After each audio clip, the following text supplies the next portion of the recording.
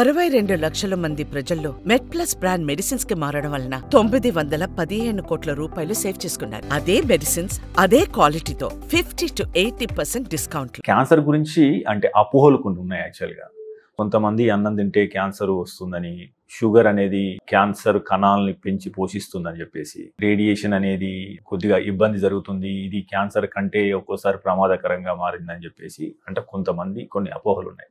వీటిని మీరు సమర్థవంతంగా ఎట్లా తిప్పికొడతారు? మోస్ట్ ఇంపార్టెంట్ అపోహనండి అబౌట్ ది షుగర్ తింటే క్యాన్సర్ పెరుగుతుంది, క్యాన్సర్ పేషెంట్ షుగరే తినొద్దు అంటారు. అది అబ్సల్యూట్లీ రాంగ్ అండి. There is absolutely nothing. Balance diet is very important. తప్పనిసరిగా మీకు కార్బోహైడ్రేట్స్ కావాలి, ప్రోటీన్స్ కావాలి, లిపిడ్స్ కావాలి, ఫ్యాట్స్ కావాలి. సో ఏది ఎక్కువ తీసుకోవద్దు, బ్యాలెన్స్ డైట్ ఉండాలి. నా పేషెంట్స్కి ఆహారం మంచిగా తీసుకోమని చెప్తాను, ఐస్ క్రీమ్ తినమని చెప్తాను. ఆ అపోహలో పోకూడదు. You need calories, you need carbohydrates certainly. So cancer cell sugar తింటుంది అంటే బ్రెయిన్ కూడా షుగర్ కావాలి. షుగర్ లేకుండా బ్రెయిన్ ఎట్లా పనిచేస్తుంది? నీ శరీరానికి షుగర్ అవసరం పడుతుంది. So anything in moderation is fine అండి, nothing wrong in it. You have to take a balance diet. కంప్లీట్గా షుగర్ అవాయిడ్ చేయడము చాలా తప్పు. కీటోటిక్ డైట్ అని పలు రకాల డైటరీ ఎవరు దోచింది వాళ్ళు అడ్వైజులు ఇస్తూ ఉంటారు. మీకు చిన్నప్పటి నుంచి మీ అమ్మ నేర్పించిన ఆహారమే తినండి, ఏది రెస్ట్రిక్ట్ చేయొద్దు. ఆహారం is very important. It requires all constituents, carbohydrates, proteins and fats. అది కాకుండా రేడియేషన్ ద్వారా కాలుస్తారు అనే అపోహ ఇంకా చాలా మందిలో ఉంది. కరెంటు పెడతారనే అపోహ చాలా మందిలో ఉంది.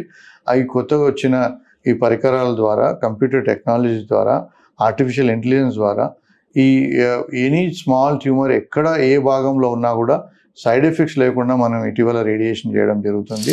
రేడియేషన్ ద్వారా most of the cancers, 80% of the క్యాన్సర్స్కి రేడియేషన్ అవసరము.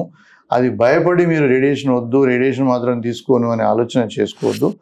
Radiation and surgery equally good results in majority of the cancers. So blood లేకుండానే, ఆపరేషన్ లేకుండానే క్యూర్ అయ్యే అవకాశం ఉంది.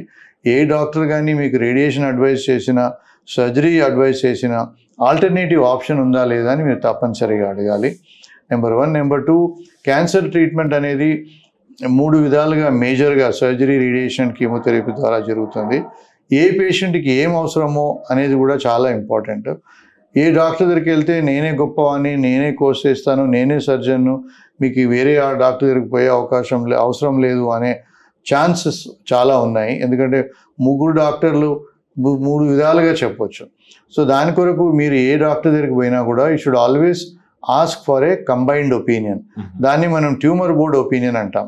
ట్యూమర్ బోర్డ్ అనేది a combination of 3 doctors sitting together. అలా 3 కూర్చున్నప్పుడు నేను గొప్ప అని చెప్పడానికి వీలు కాదు. It's only scientifically evidenced base. ఈ ఎవిడెన్స్ ప్రకారంగా ఈ పేషెంట్కి సర్జరీ అవసరము. అదే కాకుండా సీక్వెన్స్ ఇస్ ఆల్సో ఇంపార్టెంట్. ఒక పేషెంట్కి 3 ట్రీట్మెంట్లు అవసరం పడ్డప్పుడు ఏది మొదలు, సర్జరీ మొదలా, కీమోథెరపీ మొదలా, రేడియేషన్ మొదలా? So that sequence maintenance is very very important.